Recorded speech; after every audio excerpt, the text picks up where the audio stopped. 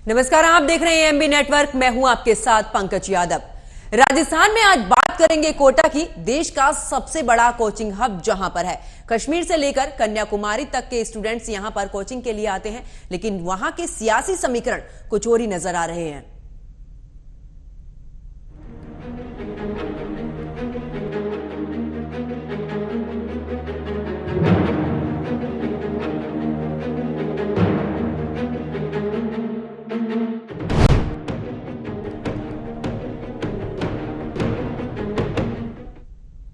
कोटा में 6 विधानसभा है। परिसीमन के बाद से अगर बात की जाए तो कोटा में 3 ऐसी विधानसभा हैं जिस पर बीजेपी का अपना गढ़ माना जाता है।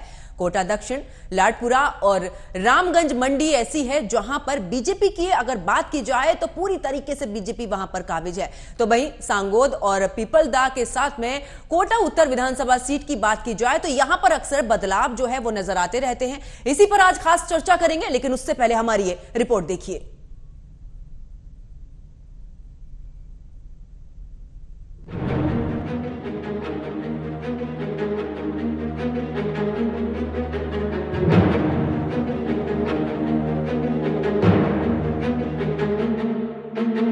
राजस्थान में जल्दी विधानसभा चुनाव होने वाले हैं, लेकिन अगर बात की जाए कोटा जिले की तो कोटा जिले में 6 विधानसभाएं हैं, जिनमें से 3 विधानसभा ऐसी हैं जहां कांग्रेस अपना खाता भी नहीं खोल पाई है।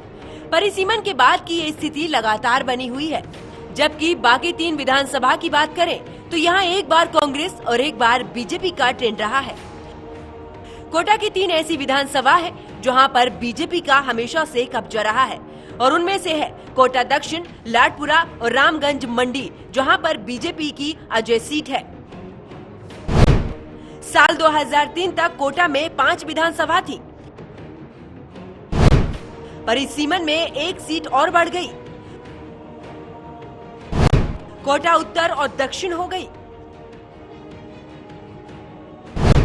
बीजेपी कोटा दक्षिण, लाडपुरा और रामगंज मंडी से लगातार जीती। सांगोद, पीपलदा और कोटा उत्तर विधानसभा सीट पर होते रहे बदलाव। एक बार कांग्रेस और एक बार बीजेपी का रहा ट्रेंड। अब बात अगर उन सीटों की करें जिन 3 सीटों पर हमेशा से परिवर्तन देखने को मिला है, उनमें से है सांगोद, पीपलदा और कोटा उत्तर। साल 2008 चुनाव के नतीजे, सांगोद विधानसभा कांग्रेस विधायक भगत सिंह जीते। कोटा उत्तर से कांग्रेस के शांति धारीवाल जीते। पीपलदा से कांग्रेस के प्रेमचंद नागर जीते। साल 2013 में 3 विधानसभा में हुआ परिवर्तन। 2013 में चुनाव में कांग्रेस के 3 विधायक हार गए। कोटा उत्तर में शांति धारीवाल को प्रहलाद गुंजल ने हराया। सांगोद में भगत सिंह को हीरालाल नागर ने हराया। पीपलदा से विद्यासागर नंदवाना जीते। 2018 के चुनाव में कांग्रेस को बढ़त मिली। कोटा उत्तर में शांति धारीवाल,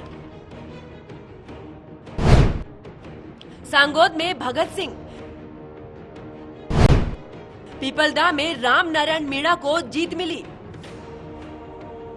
राजस्थान में जिस तरह से सत्ता परिवर्तन होता रहा है, तो वहीं कोटा की 6 विधानसभा को लेकर यही हाल नजर आता है, जिनमें 3 सीटों पर बीजेपी हमेशा से काबिज है। 3 विधानसभा में परिवर्तन होता रहा है।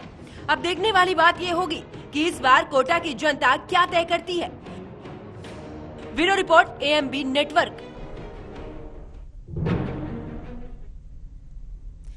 तो कोटा में जिस तरीके से अगर बात की जाए तो जो समीकरण है वो काफी बदलाव वाला भी रहता है। 3 सीटें ऐसी हैं, यानी कि 3 विधानसभा की अगर बात की जाए तो 3 विधानसभा ऐसी हैं जिस पर बीजेपी पूरे तरीके से काबिज रहती है। जबकि अगर 3 की बात की जाए तो वहां पर सत्ता परिवर्तन होता रहता है। जैसे राजस्थान की राजनीति में होता है, हर 5 साल में जो पार्टियां हैं वो बदलती रहती हैं। जनता का जो मूड है वो लगातार बदलता रहता है, कभी बीजेपी तो कभी कांग्रेस, और ऐसा ही इन 3 सीटों पर भी होता है। आज इन्हीं सभी पर चर्चा करेंगे। मेरे साथ में कुछ मेहमान जुड़े हैं, उनका परिचय मैं आपसे करा देती हूं। मेरे साथ में बीजेपी प्रवक्ता हैं अरविंद सिसोदिया, कांग्रेस प्रवक्ता भूदेव शर्मा और राजनीतिक विश्लेषक डॉक्टर अजय मेरे साथ में जुड़े हुए हैं। आप सभी का स्वागत है एएमबी नेटवर्क पर। चर्चा की शुरुआत डॉक्टर अजय तिवारी आप ही के साथ में करूंगी। कोटा जो है वो कोचिंग हब भी है, लेकिन अगर इस दौरान बात की जाए, लगता है अजय जी को मेरी आवाज नहीं पहुंच पा रही है।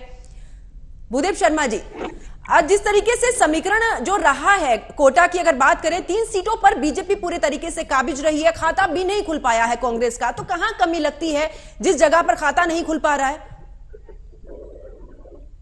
पंकज जी देखिए, चुनाव होते हैं उसमें जनता का जो जनार्दन होता है वो सबको एक्सेप्ट होता है। भारतीय जनता ने बीजेपी पर, भारतीय जनता पार्टी पर इतना भरोसा किया, लेकिन उसके पास में आपने देखा कि शांति धारीवाल जी को उन्होंने जिताया, उन्होंने कोटा के अंदर कितना काम किया। आज कोटा सिटी का देखने जाते हैं तो वो जयपुर को फेल करता है, इतना स्वच्छ, इतनी अच्छा उसमें काम किया गया है। तो निश्चित तौर पर मुझे लगता है कि ये क्रम भी टूटने वाला है। जिस तरह से राजस्थान में जो हर बार परपाटी सरकार बदलने की वो टूटने वाली है, उसी तरह से कोटा विधानसभा में भी जितनी भी 6 विधानसभाओं में इस बार निश्चित रूप से कांग्रेस पार्टी के एमएलए जीतेंगे। क्यों?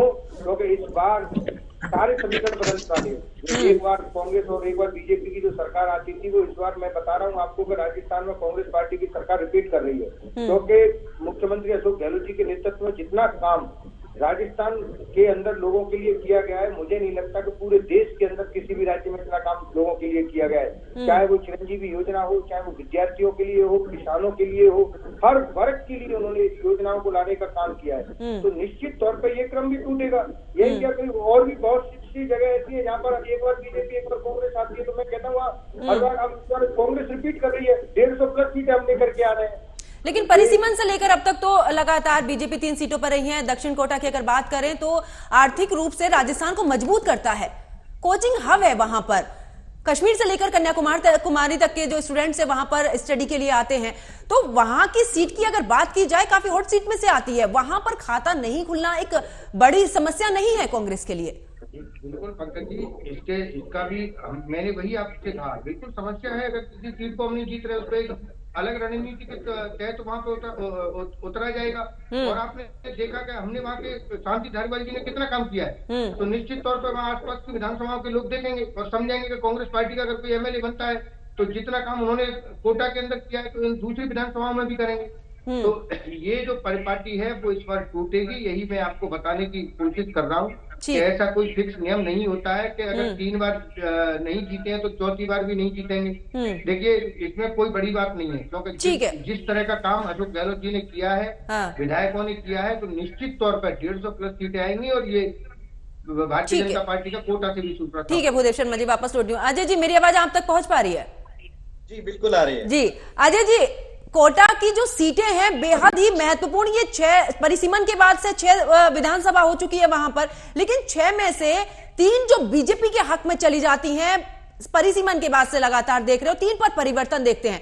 कोटा में किस तरीके से सत्ता परिवर्तन और किस तरीके से विकास वहां पर है, ताकि जो जगह की बातें हैं, जो वहां पर विकास किया गया है दोनों की तरफ से, क्या लगता है कि इस बार क्या मूड रहने वाला है कोटा की जनता का? पंकज जी, पहले तो मैं हमेशा चैनल पे या कहीं भी रहता हूं तो सबसे पहले जो काम करता हूं वो मैं आपको प्रणाम करता हूं, अपने पैनलिस्टों को प्रणाम करता हूं और भारत देश की प्रत्येक जनता को प्रणाम करते हुए कहना चाहता हूं कि राजस्थान के चुनाव में और हिमाचल के चुनाव में दोनों में थोड़ा सा अंतर है। देखिए, जब 2008 में पंकज जी परिसीमन बना था दक्षिण कोटा का, तो उसके बाद से भारतीय जनता पार्टी ने बहुत अच्छा अपना काम किया। ओम बिरला जी का नाम इसमें लिया जा सकता है। ओम बिरला जी हमेशा दक्षिण कोटा में अपनी जीत को, अपनी परसेंटेज को बढ़ाते रहे हैं और ओम बिरला जी के स्थान पर 2018 में संदीप शर्मा ने ओम बिरला के नाम पर ही चुनाव जीतने का काम किया, लेकिन परसेंटेज घटा है। आप परसेंटेज देखिए, जब ओम बिरला जी लड़ते थे तो परसेंटेज आता था 64%, 37%, यानी कि 50-50 के करीब हो जाता था। और जब संदीप शर्मा जी 2018 में लड़े तो मात्र 5% 4% का ही अंतर रहा है। इसलिए कहा जा सकता है कि व्यक्तित्व का असर पड़ता है। ओम बिरला जी का अपना एक व्यक्तित्व था वहां दक्षिण कोटा में, और दक्षिण कोटा एक ऐसा शहरी विकसित राज्य, मतलब जिला के अंदर वो विधानसभा कहेंगे, जहां पर बहुत से छात्रावास और बहुत से कोचिंग इंस्टीट्यूट है, जहां पर हर राज्य से वहां पर लोग पहुंच करके पढ़ाई करते हैं। शायद इसीलिए भारतीय जनता पार्टी ने राजस्थान में भारतीय जनता पार्टी प्रवासी प्रकोष्ठ बनाया है, और प्रवासी प्रकोष्ठ को दक्षिणी कोटा में ही वहां कुछ प्रवासी लोगों को वहां पर अध्यक्ष बनाकर उनको भी अपने चुनाव में शामिल करने का काम किया है। रही बात आपके उत्तरी कोटा की, उत्तरी कोटा यह दर्शाता है कि राजस्थान के पैटर्न को लेके चलता है। जैसे आप देखिए उत्तरी कोटा में क्या होता है, एक बार कांग्रेस जीतती है, एक बार बीजेपी जीतती है, एक बार कांग्रेस जीतती है, एक बार बीजेपी जीतती है। अब जो उस व्यक्ति ने, अब धारीवाल जी को लीजिए, धारीवाल जी 2008 से चुनाव जीत रहे हैं। अब 2008 में धारीवाल जी जीते, परसेंटेज भी बहुत अंतर रहा वहां, मतलब 60% और 38% का, मतलब 40% का अंतर रहा। तो धारीवाल जी ने एक बार जीता, फिर बीजेपी आई, फिर धारीवाल जी आए, फिर बीजेपी आई। तो उत्तरी कोटा में और दक्षिणी कोटा में अंतर सिर्फ यही है कि राजस्थान का जो सिस्टम है, एक बार बीजेपी को लाना, एक बार कांग्रेस को लाना, वहां की जनता भी यही चाहती है। जनता कहती है ये नेता हमें बहुत बुद्धू बनाते हैं, ये नेता हमें बहुत, यानी कि अजय जी जो तीन विधानसभा हैं जहां पर परिवर्तन होता रहता है, या तो वहां पर विकास नहीं हो रहा है, तो वही चीज है कि 5 साल बीजेपी और 5 साल कांग्रेस, दोनों को मौका वो देती है। देखिए एक्चुअल में क्या है पंकज जी, ये जो कांग्रेस है, चाहे बीजेपी है, चाहे कोई भी राजनीतिक दल का जो नेता है, विकास किसे मानने लगा है? वो विकास किसे मानता है कि हमने बुलाया, टेंट लगाया, भोजन कराया, ये विकास कहते हैं। यानी किसी भी व्यक्ति को आप एक दक्षिणा दे दीजिए, किसी भी व्यक्ति को आप कहिए कि भाई गैस सिलेंडर में मैंने 200 रुपए छोड़ दिया है, और बिजली मैंने 100 यूनिट फ्री कर दी है, और हमने किसान को, अरे भाई क्या कर रहे हैं आप? आपने, विकास का मतलब होता है उस विधानसभा की रोडें सही हो, उस विधानसभा की नालियां सही हो, उस विधानसभा में सरकारी स्कूल हो, उस विधानसभा में सरकारी अस्पताल हो, उस विधानसभा के अंदर का विकास देखना है। अभी आप ये क्या विकास है दक्षिणी कोटा में देखिए, जो छात्रावास और जो आपका इंस्टीट्यूट बना है, वहां में कितने विद्यार्थी मर गए थे, आपने देखा कितना, जब कभी प्रकोप आता है तो डेंगू मलेरिया कितना तेजी से फैल जाता है। तो दक्षिणी की भी बात देखिए, और उत्तरी में, मतलब वो पूरे हम तो कहते हैं भारत देश के हर विधानसभा की बात करिए, तो आप देखिए विधानसभा का विकास तभी हो सकता है जब वहां का पार्षद, वहां का विधायक उस विधानसभा में काम करे। ठीक है, काम करता है। बिल्कुल अजय जी, वापस लौटती हूँ, अरविंद जी भी मेरे साथ में जुड़े हुए हैं। अरविंद जी, जिस तरीके से कोटा संभाग की बात की जाए, वसुंधरा राजे का अच्छा सा वर्चस्व वहां पर है, लेकिन टिकट की अगर बात की जाए, लिस्ट जारी की है, उस दौरान थोड़ा नाराज नजर आ रही हैं।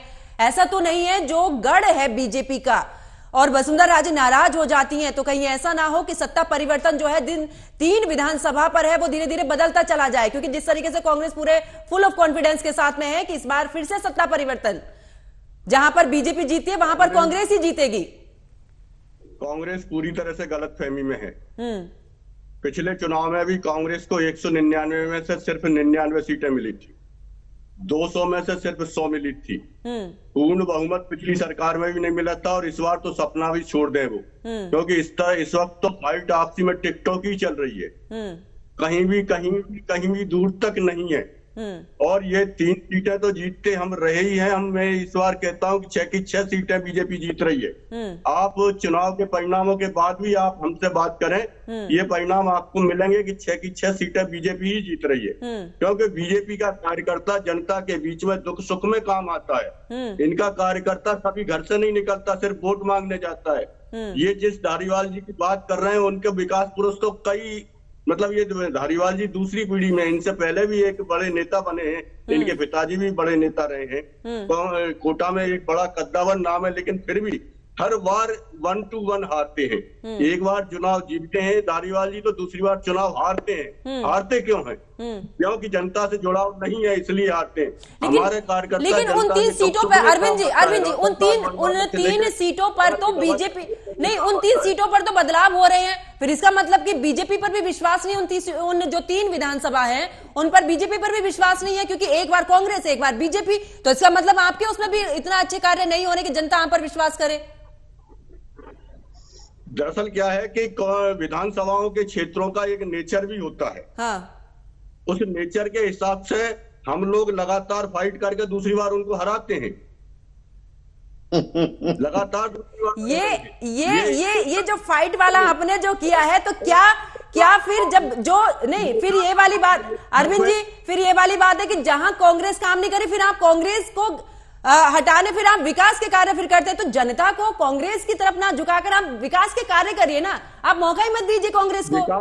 विकास के कार्य तो सभी जगह होते हैं और निरंतर हो रहे हैं, नहीं, लेकिन विकास दो तरह के उत्तर कोटा के अरविंद जी, मैं अगर दक्षिण कोटा में आपका वर्चस्व है तो उत्तर कोटा में कांग्रेस का है, कांग्रेस ने काम किया है उत्तर कोटा में। हित का विकास नहीं करती, भारतीय जनता पार्टी हमेशा जनता के हित का विकास करती है, इसीलिए लगातार फाइट में हराती है इनके बड़े नेताओं को।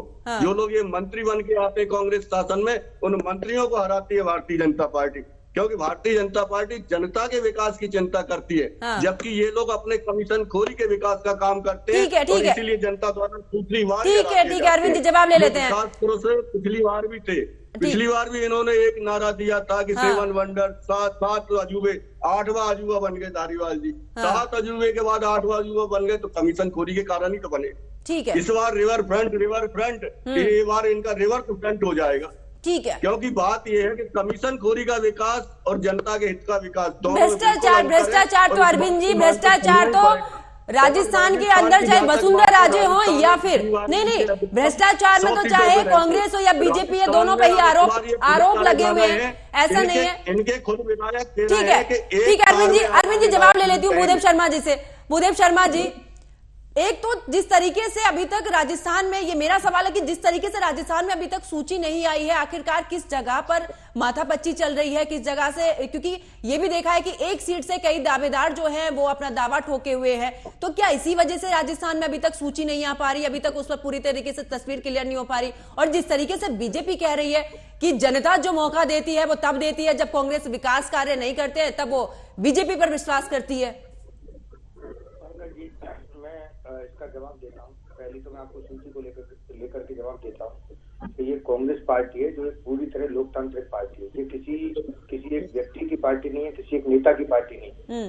हाँ, हर सीट पर जिम्मेदारी करता है, उन सभी पर चर्चा होती है। कल आपने देखा हो, राहुल जी ने बोला था कि इतनी सीटों पर सिंगल नाम कैसे आई, या 2, 3, 4 नाम आने चाहिए जिन पर आप डिस्कस करो। ये किसी एक व्यक्ति की पार्टी नहीं, हर किसी को अधिकार है टिकट मांगने का। कौन मजबूत दावेदार है, कौन जीत सकता है, उसको टिकट मिलेगा।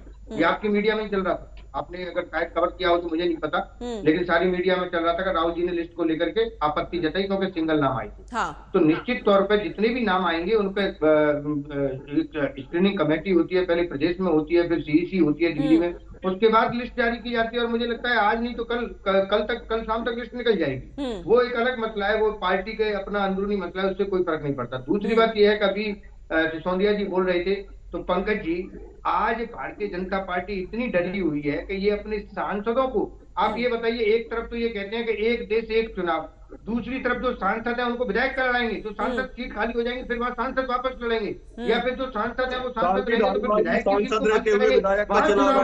मतलब सांसद रहते हुए। अरविंद जी बीच में इंटरप्ट नहीं कर रहे थे, आप सुन लीजिए, फिर आपको भी मौका मिलेगा। जी भूदेव शर्मा जी, इस देश को चुनावों में घसीटने का काम कौन कर रहा है? आप विधायक लड़ेंगे, आपको कहा जाएगा आप सांसद ही रहिए, विधायक अब किसी और को लड़ाते हैं। तो ये जो चुनाव के बीच में ये जो भ्रष्टाचार और ये सब करने का काम कौन कर रहा है? भारतीय जनता पार्टी। तो निश्चित तौर पर इनको थोड़ा शांत कीजिए। क्या अरविंद जी, आपको बोलने का मौका मैं दूंगी, बिल्कुल अपनी बात रखिएगा, सुन लीजिए अभी, क्योंकि वो दोनों आपकी बात आराम से सुन रहे थे, अब आप भी सुन लीजिए। भूदेव शर्मा जी, बात पूरी कीजिए। पंकज जी, मैं सिर्फ इतना कहना चाहता हूँ कि ये बौखलाए हुए हैं, ये इसी तरह चिल्लाएंगे, चिल्लाने तो 30 तारीख को पता चल जाएगा कि ये कितने बौखलाए हुए हैं। आज भारतीय जनता पार्टी इतनी तरह डरी हुई है कि राजस्थान, मध्य प्रदेश, छत्तीसगढ़, तेलंगाना, हर जगह कांग्रेस पार्टी की सरकार बन रही है। और रही बात कोटा में 3 सीटों की, तो मैं आपको एक बात बता देता हूँ। आप कोटा में आपने कहा कि 3 सीटें लगातार आती, मैं धौलपुर से हूँ, धौलपुर में 4 विधानसभा सीटें हैं, 4 में से 3 पर लगातार कांग्रेस आती है, लगातार कांग्रेस आती है। बीजेपी तो जाने कब की आई हुई है, वहां पे आई नहीं है। तो मुझे लगता है, मुझे याद है जहां तक 10 साल पहले एक बार बीजेपी का एक एमएलए बना था धौलपुर में, उसके बाद कोई एमएलए नहीं बना। तो ये तो कोई बड़ी बात नहीं है कि 3 बार से वहां आ रही है, लेकिन इस बार वो भी नियम टूटेगा। 2 बार नहीं तो तीसरी बार नियम टूटता है। अब जब पहली बार इतिहास बनने जा रहा है कि राजस्थान में सरकार रिपीट कर रही है, तो ये भी टूटेगा। तो निश्चित तौर पर ये बौखलाए हुए कांग्रेस पार्टी की सरकार बन रही है। और ठीक है भूदेव शर्मा जी। मोहब्बत की दुकान कर्नाटक और हिमाचल में खुली थी, वो राजस्थान में भी खुलने वाली। ठीक है, देखते हैं कि मोहब्बत की दुकान काम करती क्या। अजय जी, ये जो जातीय समीकरण की अगर मैं बात करूं, क्या जातीय समीकरण की वजह से ही जो बीजेपी के हक में 3 सीटें हैं या जो बदलाव होते हैं कोटा के अंदर, क्या वो जातीय समीकरण पर भी आधारित है पूरे तरीके से? पंकज जी, बहुत सही क्वेश्चन पूछा है आपने। पूरे चुनाव में अभी तक ये क्वेश्चन जानना बहुत जरूरी था। वाकई जातियों का बड़ा असर है वहां, इसमें कोई दो राय नहीं है।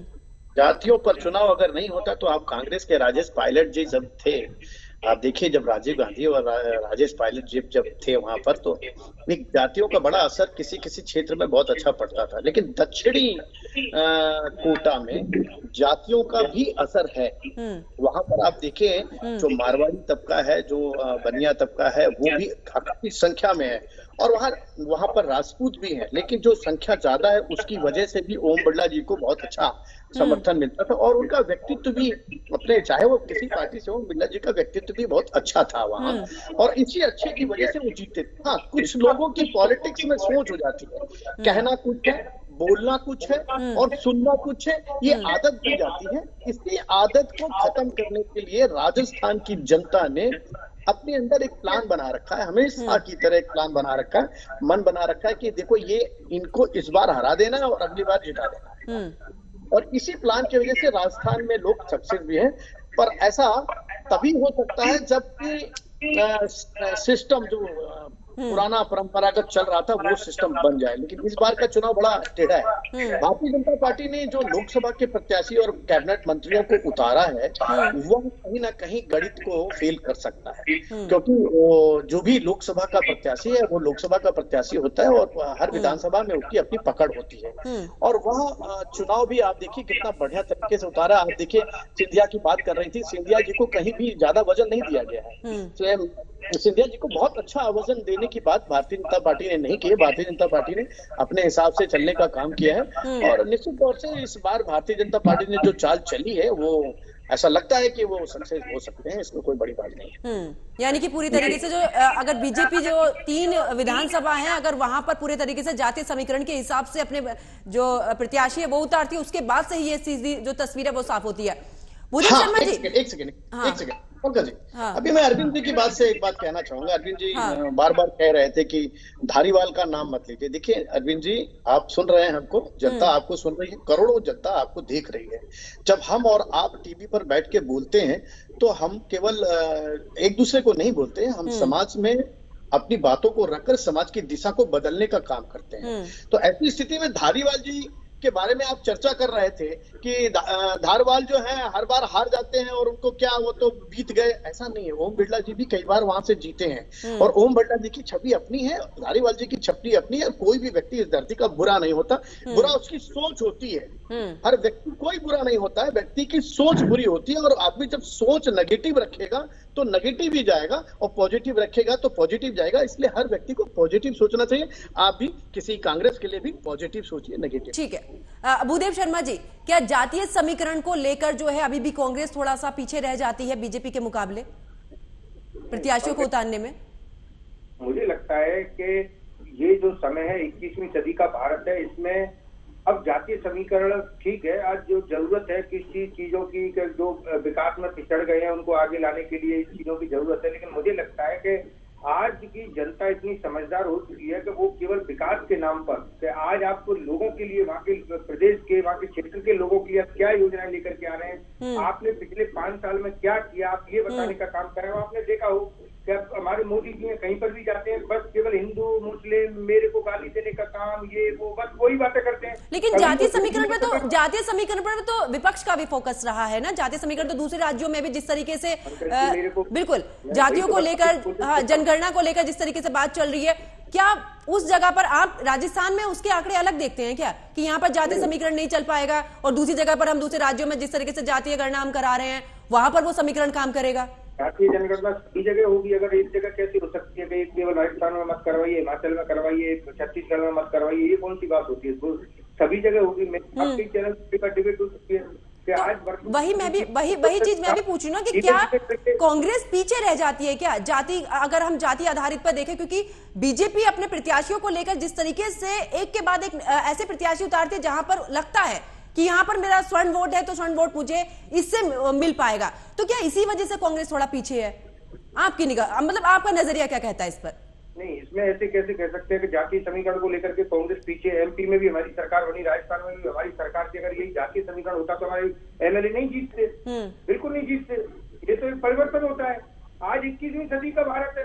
आज का युवा ये सोच रहा है कि मेरे लिए जिस सरकार को मैं चुन रहा हूँ वो मेरे लिए क्या कर रही है, या मुझे केवल ये कह रही है कि आप डंडा लेके निकलिए और सड़कों पर दंगे कीजिए और जेलों में जाइए, या वो मुझे रोजगार देने का काम कर रही है, या केवल अपनी सुविधाओं के लिए, अपने उद्योगपतियों के लिए काम कर रहे हैं, समाज के लिए भी सरकार काम कर रही है। आज गहलोत जी, आज हमारी कांग्रेस पार्टी के नेता चाहे राहुल गांधी जी हो, उन्होंने कन्याकुमारी से लेकर कश्मीर तक यात्रा की, केवल मुद्दों को लेकर के यात्रा की। किसी भी चुनाव में हम जाते हैं, कोई भी रैली, हमारे नेता सिर्फ और सिर्फ वहां के मुद्दों को लेकर के, क्या सरकार ने काम किया, आगे हम क्या काम करने वाले, इसको लेकर के बात करते हैं। और एक भारतीय जनता पार्टी के नेता है, आपने देखा हो हमेशा हिंदू मुस्लिम ये वो इस तरह के मुद्दों पे बात, कोई मुद्दे पे बात नहीं करेंगे। 2 करोड़ रोजगार कहाँ गए, आपने क्या विकास किया, आपने देश के लिए क्या किया। आज भुखमरी में अपना जो पाकिस्तान, बांग्लादेश, नेपाल, भूटान से भी कैसे पीछे चले गए, इतनी बेरोजगारी इस देश में कैसे आ गई, इस पर कोई भी बात नहीं करेगा। अर्थव्यवस्था को लेकर के हमारी इतनी खराब स्थिति क्यों है, तो ये जवाब देने पड़ेंगे। आज का युवा पढ़ रहा है, पहले युवा कम पढ़ता था, आज ज्यादा पढ़ रहा है। हर कोई जानता है कि क्या अर्थव्यवस्था होती है, क्या बेरोजगारी से आंकड़े आते हैं। आप एनएसएस को खत्म कर दो, लेकिन इसका मतलब ये नहीं है कि आंकड़े नहीं आएंगे। देश की जनता नहीं समझ रही है, तो निश्चित तौर पर मुझे लगता है कि देश की जनता समझ रही है और धीरे धीरे इनको बढ़ाने का ही काम कर रही है। ठीक है, अरविंद जी जवाब दीजिए। पहली चीज तो ये है कि गहलोत साहब के नेतृत्व में कांग्रेस जब भी राजस्थान में चुनाव लड़ी, मतलब गहलोत साहब मुख्यमंत्री हैं और कांग्रेस जब भी चुनाव लड़ी तो वो सिमट गई, यानी सरकार चली गई। और जहां तक धारीवाल साहब का वैसा है, धारीवाल साहब का भी यही है कि वो मंत्री रह करके चुनाव लड़े और फिर अगला चुनाव हार गए। तो ये तो जनता का परफेक्शन है, ये कोई मेरा या बीजेपी का नहीं है, ये जनता निर्णय देती है ना। दूसरी चीज ये है कि अर्थव्यवस्था की जहां तक बात है तो श्रीलंका और पाकिस्तान की स्थिति देख लें ये पहले, इसके बाद अपने मुंह खोलें। भारत की अर्थव्यवस्था ने श्रीलंका और पाकिस्तान की अर्थव्यवस्थाओं से देख लो कि वहां क्या हालत हो रही है। यहाँ पूरे देश को बचा के रखा है मोदी जी ने। मोदी जी के नेतृत्व में कोरोना से भी निकले, वैक्सीन में भी हम आगे आए, सफल हुए और लोगों को खाद्यान्न भी पहुंचाया। हर तरह से देश को कुशलता पूर्वक निकाल करके आज खुशहाली के अरविंद जी वो योजना जो केंद्र की योजनाएं हैं वो उनसे सभी रूबरू है। राजस्थान पे बात करते हैं। राजस्थान की योजनाओं को लेकर के ही तो इनको हराया गया है। राजस्थान की योजनाओं को लेकर के ही तो हराया गया है। और राजस्थान से की कौन सी योजना रही है? राजस्थान में एक योजना नहीं है, वो योजना रही है कुर्सी का युद्ध। ठीक है, राजस्थान में कांग्रेस पार्टी की एक ही योजना है, कुर्सी पकड़े रहो। कुर्सी युद्ध में 4.5 साल निकल गए। अब ऊपर वाले गहलोत साहब को मान ही नहीं रहे कि इस कुर्सी पर रखना है। धारीवाल जी खुद अटके हुए हैं। सारी न्यूज अभी यही लोग देख रहे हैं ना, इनमें से कोई बता रहा है ना अंदर से। बीजेपी तो अंदर गई नहीं कांग्रेस के वार रूम में। ये सारी चीज निकल के जो आ रही है आज अखबारों में भी छपी है, वीडियो को। भूदेव शर्मा जी, राजा तिवारी जी, आप तीनों मेरे साथ में जुड़े, आप तीनों का बहुत बहुत शुक्रिया। तो देखिए, जिस तरीके से राजस्थान की अगर बात की जाए, खास करके कोटा की बात की जाए, तो परिसीमन के बाद से ऐसी 3 विधानसभा रही हैं जहां पर बीजेपी का पूरे तरीके से वर्चस्व है। लेकिन अब जिस तरीके से कांग्रेस पूरे तरीके से यह भी दावा करती नजर आ रही है कि बदलाव जो राजस्थान में होता है, इस बार सत्ता परिवर्तन तो नहीं होगा, लेकिन जिन सीटों पर बीजेपी और कांग्रेस के बीच की जो टक्कर है वहां पर कांग्रेस पूरी तरीके से पुरजोर कोशिश करेगी, क्योंकि बीजेपी ने यहां पर काम नहीं किया है और उसी की वजह से जो सत्ता परिवर्तन है वो नहीं होगा। ऐसे तमाम तरीके के आरोप प्रत्यारोप जो है वो दोनों तरफ से ही लगाए जा रहे हैं। मेरे साथ फिलहाल इतना ही। आप देखते रहिए एएमबी नेटवर्क। नमस्कार।